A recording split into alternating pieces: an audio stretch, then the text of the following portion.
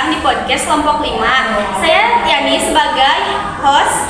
Di sini saya Rajan Melani sebagai narasumber 1. Dan saya Dandi Nandini sebagai narasumber 2. Hari ini kita akan membahas salah satu sejarah penting di Indonesia yang sering terlupakan, namun sangat heroik. Yuk kita gali bersama bagaimana cara pemimpin bangsa menjaga nyawa kemerdekaan di tengah ancaman Belanda. Baik, untuk pertanyaan yang pertama, bagaimana latar belakang PDRI? Baik, di sini saya akan menjawab. Latar belakang PDRI yaitu Pemerintah Darurat Republik Indonesia terbentuk akibat dari serangan Belanda ke Yogyakarta. Serangan Belanda ke Yogyakarta yang menjadi latar belakang pembentuk PDRI dikenal sebagai sebutan agresi militer 2. Nah, tepat pada 2 tahun sebelumnya, tepatnya itu pada tanggal 4 Januari 1946, ibu kota dipindahkan dari Jakarta ke Yogyakarta karena pada saat itu situasi keamanan di Jakarta sangat amat terancam karena pada saat itu ada berdatangan tentara Nica dan juga para tentara Sekutu. Sejak itu Belanda semakin agresif untuk menguasai Indonesia, bahkan melancarkan agresi militer 1 pada tahun 1947 dan agresi militer 2. Tujuan dari agresi militer 2 itu adalah untuk menguasai ibu kota RI dan menghancurkan status RI sebagai negara kesatuan. Peristiwa agresi militer 2 pada 19 Desember 1948 menyebabkan ibu kota Yogyakarta jatuh ke tangan Belanda. Nah, setelah itu juga para pejabat dan juga presiden pada saat itu ditawan oleh para Belanda. Nah, sebenarnya Panglima Besar TNI yaitu Jenderal Sudirman pernah meminta pada Soekarno untuk segera mengungsi dari Yogyakarta, tapi permintaan itu secara tegas ditolak oleh Soekarno. Setelah ditangkap, Soekarno dan beberapa tokoh penting lain seperti Muhammad Hatta, Sultan Syahrir, dan Agus Salim kemudian diasingkan di Barastagi, Karo, dan Pulau Banda. Soekarno kemudian mengeluarkan mandat pembentukan pemerintahan darurat, yaitu tokoh yang diberi mandat untuk membentuk pemerintahan darurat Republik Indonesia adalah Safarudin Prawinegara dan kala itu menjabat Menteri Kemakmuran. Oke, baik, jadi seperti itu untuk latar belakangnya. Lalu siapa saja sih tokoh-tokoh yang terlibat dalam peristiwa PDRI tersebut?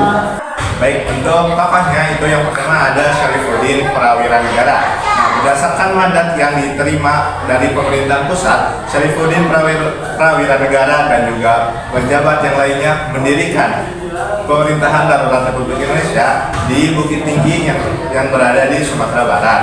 Nah, Soekarno juga berpesan apabila Syarifuddin gagal, mandat tersebut diberikan kepada Maramis, Palar, dan juga Sudarsono untuk mendirikan pemerintahan dalam pengasingan. Nah, pada saat itu juga di Bukit Tinggi mendapatkan serangan Belanda, yang tetapi pada saat itu Syarifuddin berhasil melaksanakan rapat bersama para pejabat dan juga para petinggi militer guna menentukan langkah menghadapi perubahan situasi politik dan militer.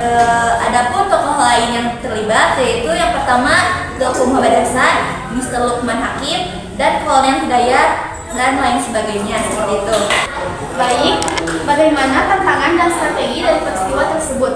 Baik, di sini tantangan dan strateginya yaitu komunikasi sulit, harus menggunakan radio dan kuliah rahasia. Mobilitas pasukan dan pemerintahan dilakukan dari hutan. Yang terakhir yaitu menjaga semangat rakyat agar tetap percaya pada kemerdekaan. Seperti itu. Baik, untuk pertanyaan selanjutnya, bagaimana akhir dari masa PDRI dan warisan sejarah? Oke, dapat disimpulkan penangkapan para tokoh dan jatuhnya ibu kota menyebabkan dibentuknya pemerintahan darurat Republik Indonesia di Sumatera yang dipimpin oleh Syarifuddin Prawinegara yang bertujuan untuk menyelamatkan legitimasi konstitusional eksistensi negara Republik Indonesia setelah pemimpin utamanya ditawan dan ibu kotanya dikuasai oleh Belanda. Nah, barulah pada tanggal 13 Juli 1949 pemerintah darurat Republik Indonesia di Sumatera dikembalikan mandatnya kepada pemerintah pusat di Yogyakarta. Hal ini merupakan akibat dari perjanjian Bloyen-Bloyen. Setelah konferensi meja bundar dan pembebasan Soekarno-Hatta, PDRI dibubarkan secara resmi. Syarifuddin menyerahkan kembali mandat kepada presiden. Nah, perjuangan PDRI menunjukkan semangat pantang menyerah demi kedaulatan negara. Baik, jadi seperti itulah kelompok kami. Mohon maaf apabila ada kesalahan kata. Assalamualaikum Assalamualaikum warahmatullahi wabarakatuh.